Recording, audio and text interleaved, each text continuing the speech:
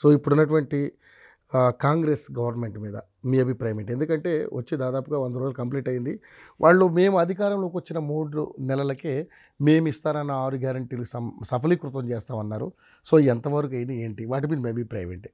100 రోజులది అయిపోయిన తర్వాత మమ్మల్ని అడగండి, ముందే అడుగుతున్నారు, ముందే ఇబ్బంది పెడుతున్నారు, ముందే అటొకరు ఇటొకరు అసెంబ్లీ సాక్షిగా మమ్మల్ని వాయిస్తున్నారు అని మాట్లాడారు. ఈ 100 రోజులు అయిపోయినప్పటికీ ఈ రోజుకి ఎంపీ ఎలక్షన్స్ చెప్పి ఎలక్షన్ కోడ్ కూడా వచ్చేసింది మనకు. దాదాపు వాళ్ళు మేము ఇది చేసాం, ఓకే బస్సు ఫ్రీ బస్సు గురించి చేసాము, లేదు మహిళలకు గ్యాస్ సిలిండర్ గురించి చేసాము, లేదు కరెంటుకు సంబంధించిన హామీ 200, కానీ ఏ ఒక్క దాని పట్ల ప్రజల్లో ఏ ఒక్క హామీ కరెక్ట్గా నెరవేరిన సందర్భం కనబడట్లేదు. ఒకటి మాట ఇచ్చారు, పెడుతున్నారు, ఒక సభ పెడుతున్నారు, అమలు చేస్తున్నాము చేస్తామని ప్రకటిస్తున్నారు. ఈవెన్ రైతు బంధు విషయంలో కూడా ఇప్పటి వరకు, అంటే రైతు భరోసా అన్నారు అది అయిపోయింది, రైతు బంధు విషయంలో కూడా ఇప్పటికీ ఎప్పుడో రావాల్సింది, యాసంగి పంటకు సంబంధించిన రైతు బంధు ఎప్పుడో రావాల్సింది, వాళ్ళు చెప్పిన మినిమం 5 ఎకరాల లోపు వారికి కూడా ఇవ్వలేదు.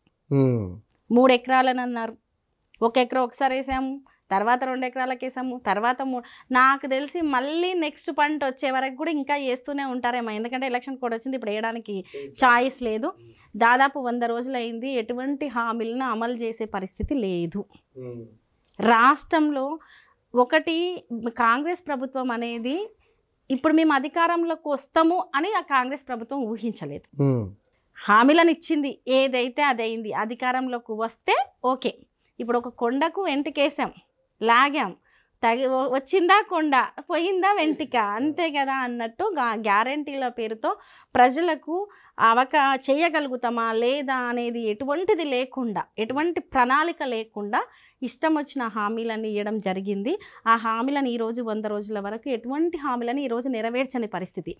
మీరు నెరవేర్చినట్టో లేకపోతే ఒక సభలు పెట్టడమో లేకపోతే అనౌన్స్మెంట్ చేయడమో జరుగుతుంది, కానీ ప్రాక్టికల్గా ప్రజలలోకి వెళ్ళి చూస్తే అది నెరవేర్చే పరిస్థితి లేదు.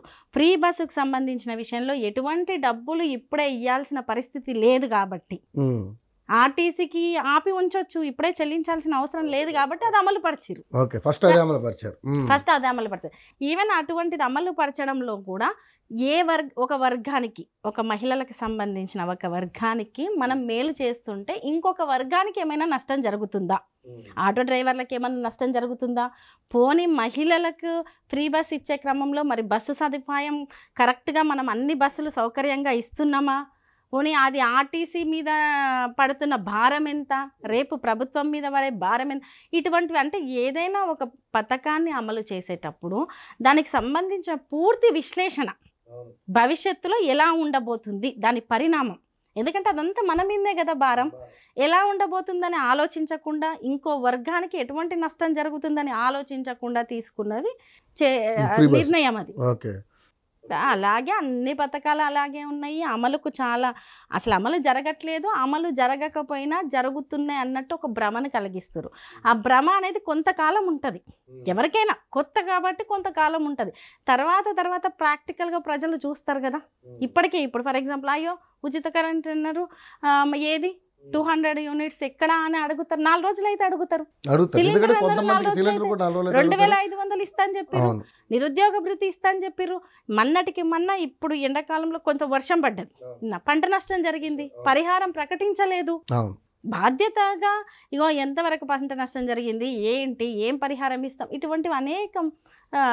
ప్రభుత్వం అనేది ప్రతిపక్షంలో ఉన్నప్పుడు ఎంతన్నా మాట్లాడవచ్చు, ప్రభుత్వంలో ఉన్నప్పుడు చాలా బాధ్యత ఉంటుంది. కాబట్టి ఆ బాధ్యత అనేది కనబడట్లేదు.